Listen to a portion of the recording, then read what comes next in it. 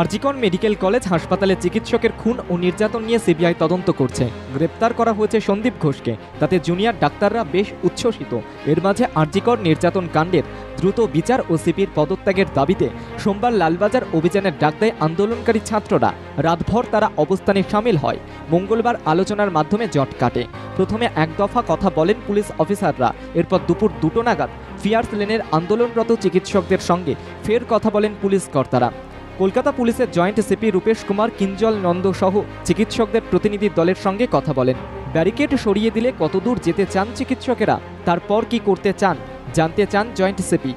জটিলতা কাটলে police fierce lane থেকে ব্যারিকেড সরিয়ে দেয়। এরপর আগের কথা মতো 20 জনের প্রতিনিধি দল লালবাজারে যায়।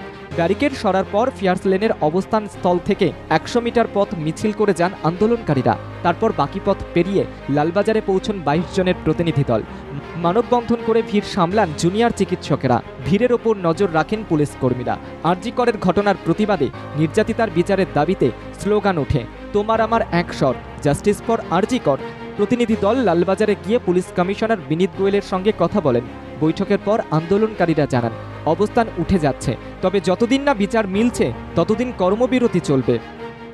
আন্দোলন যেরকম চলছিল আমাদের বিভিন্ন মেডিকেল কলেজে সেরকম চলবে। এই মুহূর্তে ধর্ণা মঞ্চ, অবস্থান বিক্ষোভ আমরা তুলে নেব। পুলিশ চিকিৎসকদের যাওয়ার জন্য সব রকম সহযোগিতা করে। কোনো রকম সমস্যা যাতে না হয় সেই জন্য আইনের রক্ষকরা এগিয়ে আসেন।